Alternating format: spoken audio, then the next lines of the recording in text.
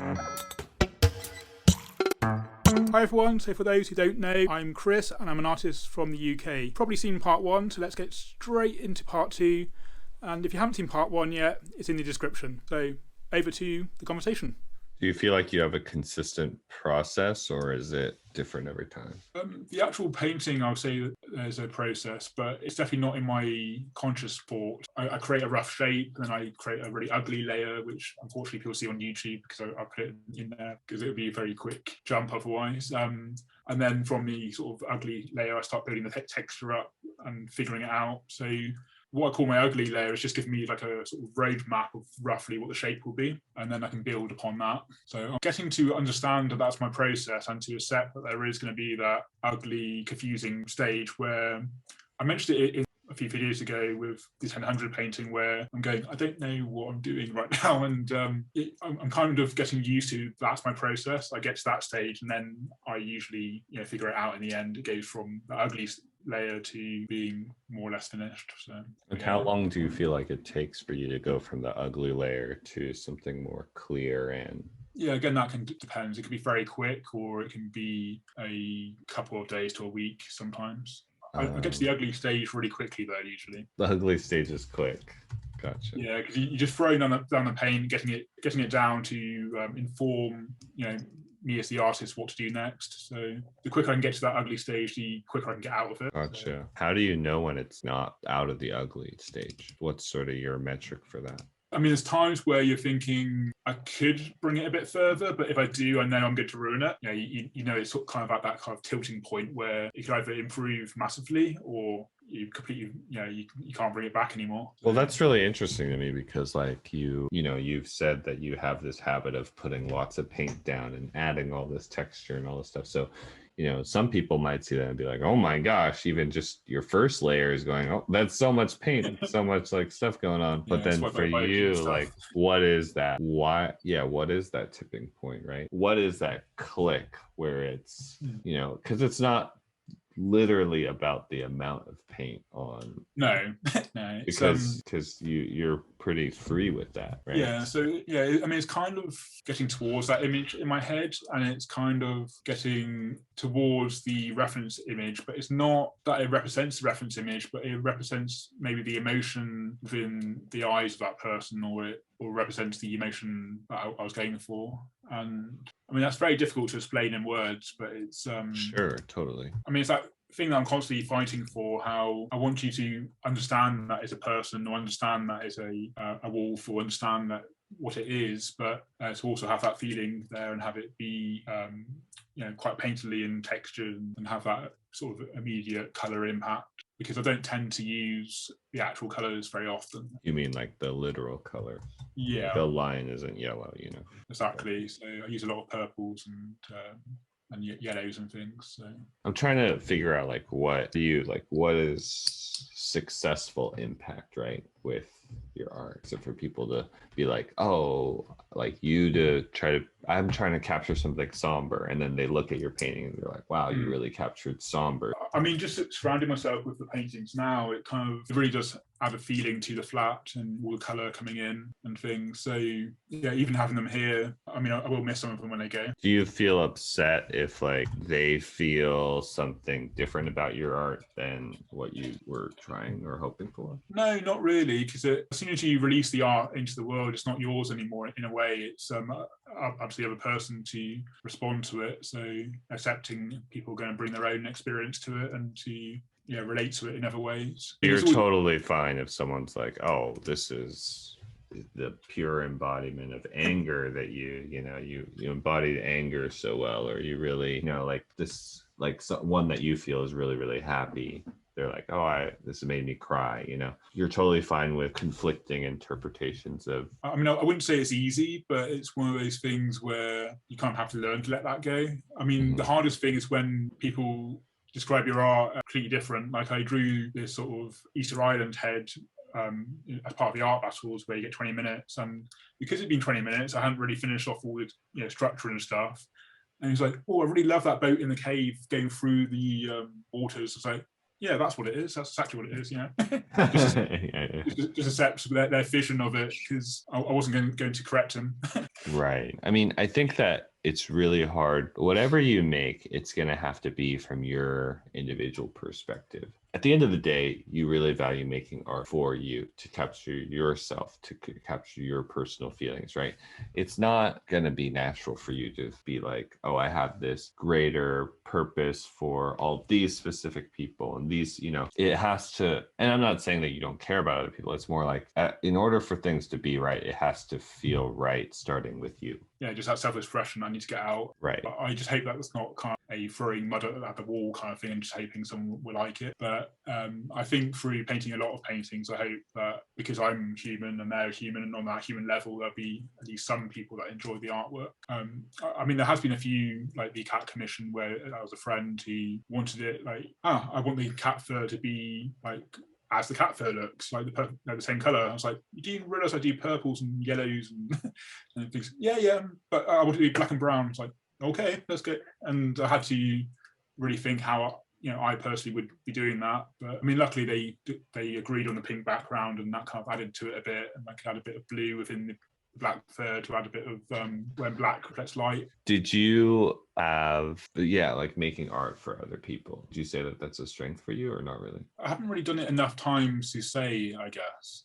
I'm still in the early stages of that art journey, but the ones I have done, I feel like it really does help to challenge me and to push me in different directions and to adapt my techniques and things. So it does help improve as an artist through doing these things for other people. I'm going to get more into murals for people as well, so that'd be interesting. Murals for other people? Well, I'm doing the Upfest for myself, where I can choose any image, I can just go for it. But it'd be interesting to get into commission work on that, I think, because as soon as someone brings in their own ideas of what they want, I don't know, it just pushes you that bit more. I do enjoy my own artwork, and it's always, I think all artists struggle with this, having their personal work and then having the things that actually pay the money. True. Yeah. This direction seems like it would be sort of natural for you to highlight.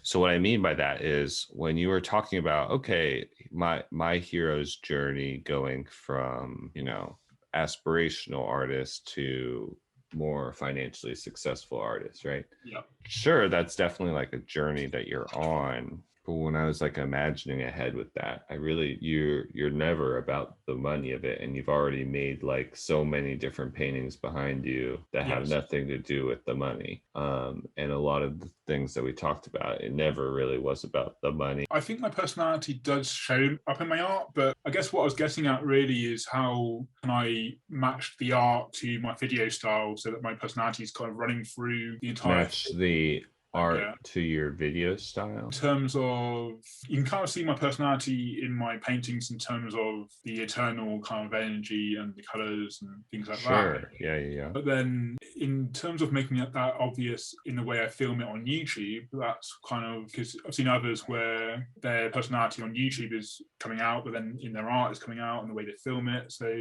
it kind of, on like a tenfold thing, it all matches up. So, I mean, in terms of like things that sort of connect, I would say that there's, let me bring everything over real quick. By the way, I think that ENFP might not be the personality.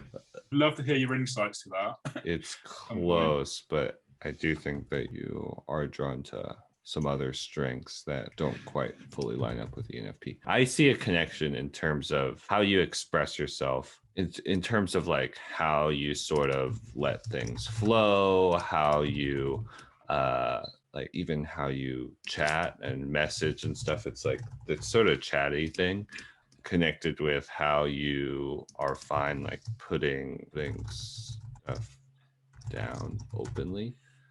There's sort of this connection in terms of you're not as meticulous about some parts of the process that other people would be. In order for things to be real, it needs to be on this page. Get it out there is sort of was a common thread that I noticed. And you want to exaggerate putting stuff down very openly. So like your sort of fast and open style. Yeah, it's interesting because I can either think how it comes across to other people, but this is really highlighting it as a strength, which is great. You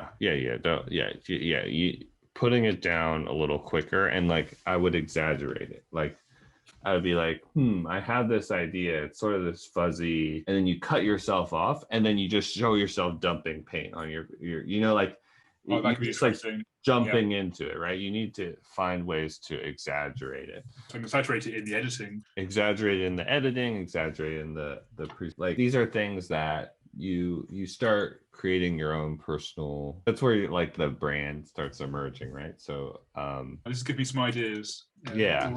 So think about how you can exaggerate the making it real, making it flow. Like even like, oh, I sort of had this idea of it being, and then you start showing all these, like you can talk it out, right? You go, oh, it's sort of like this wolf that's purple and blah blah blah blah and blah blah blah, and then you start having all the clips like start overlapping each other, and like the audio all like like crashing onto each other, and then you're like that.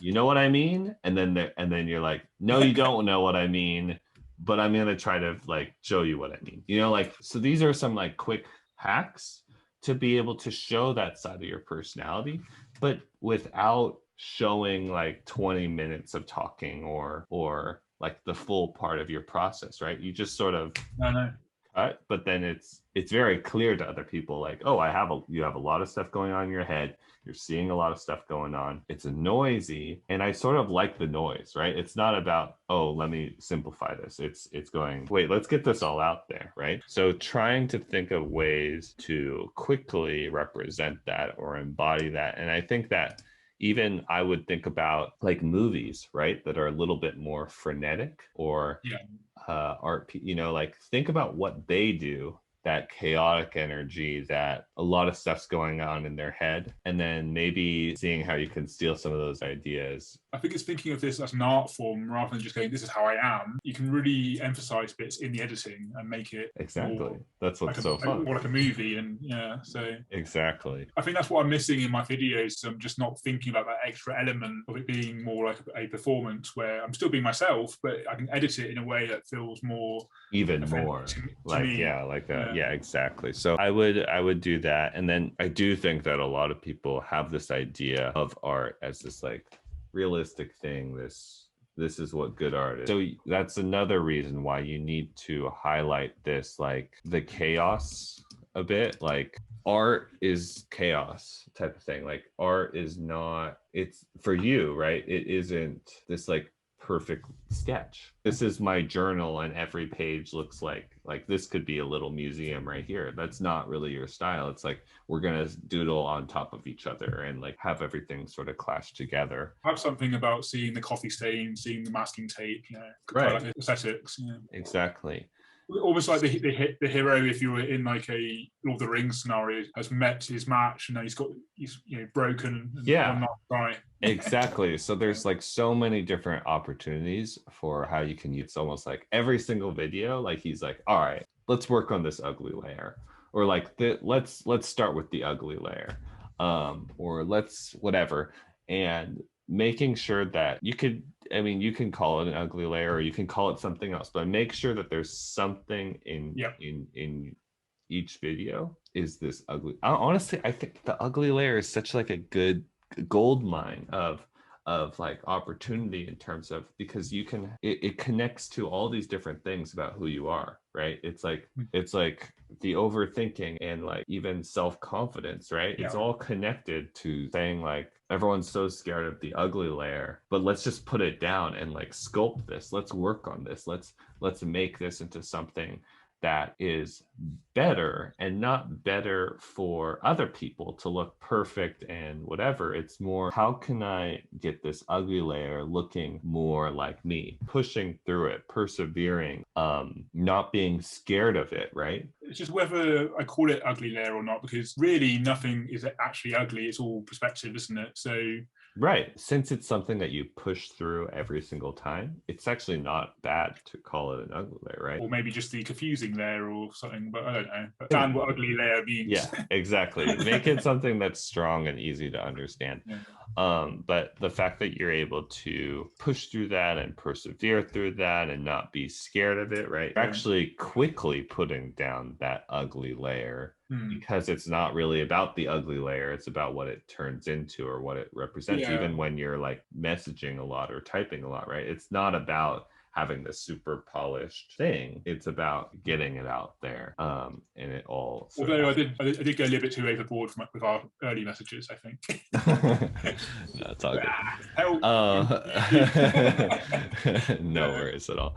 But do you like this is something that I would build into your content in terms of like every video you should mention it. In terms of like, I also noticed though, like in your videos, you need to claim your identity way quicker. Like, and you need to not be shy about it. Like, the confidence has been building because initially I'm just like, oh, I'm just this emerging artist. I don't really, I don't know what I'm about. But then you've highlighted some real strengths because I mean, even with the ugly layer and the expressive, I've been worrying that I'm not as technical as that person or as craftsmanship as that person.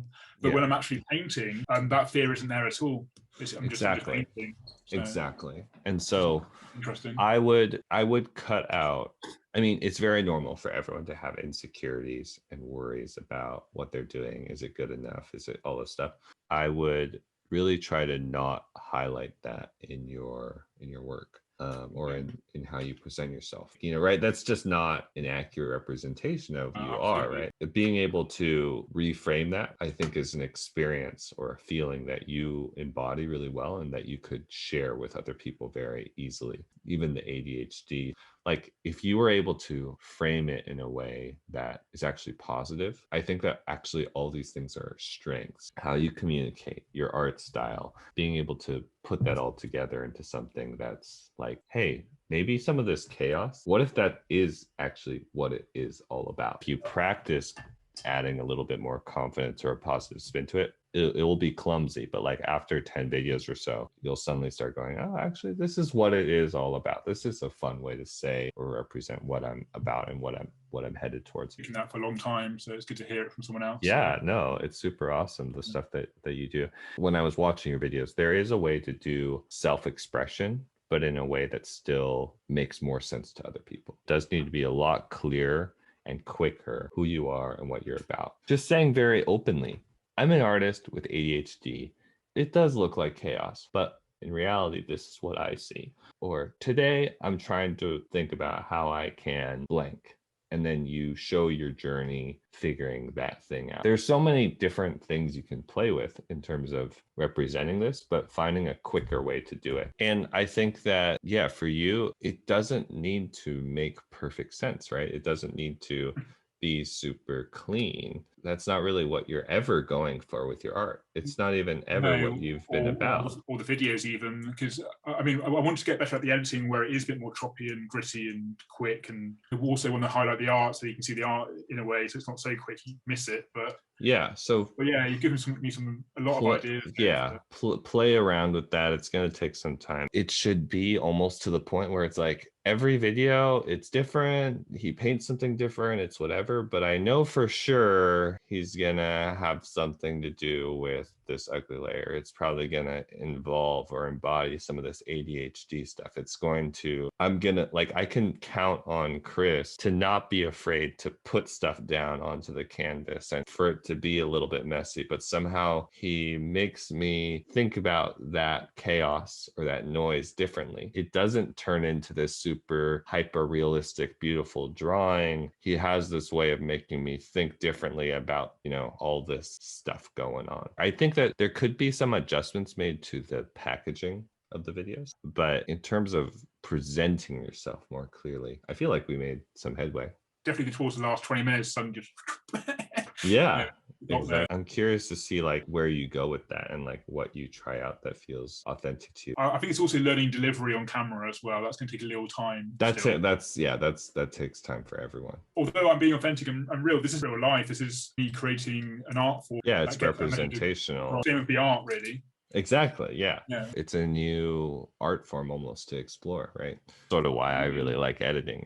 It's you can exaggerate different sides of yourself or think of different clever ways to represent yourself. But yeah, no, I'm really curious to see where you go with this. You have a lot more strengths than you think. The fact that you've stuck with it and like exploring it and all that sort of stuff is really cool to me. So yeah, I don't know. Keep on going. Yeah, well, it's been good to actually talk to you rather than send you messages. yeah. I hope that it that lined up as well, like that. Yeah, no, I appreciate all your messages over the past year and stuff, and support. I really means a lot, and it was awesome getting to know you, like the person behind the messages, and the videos. My style. I ask a lot of questions, make a little whiteboard thing, and then I start thinking about what I noticed. Yeah, usually I keep tabs on most of the channels that I have calls with. And so like if there's a small thing here and there, feel free to message. Or if I notice something, I'll reach out. Yeah. Thanks so much. Have a nice thank you. rest of your day. All right. Enjoy your weekend. You too. Okay, thanks for watching part 2. I hope this video was useful. Eric's got some great insight to our self-awareness, and I'm hoping these videos will start to improve. So for more videos similar to this, click somewhere down here. Subscribe if you want to be part of the community. I look forward to seeing you in the next one.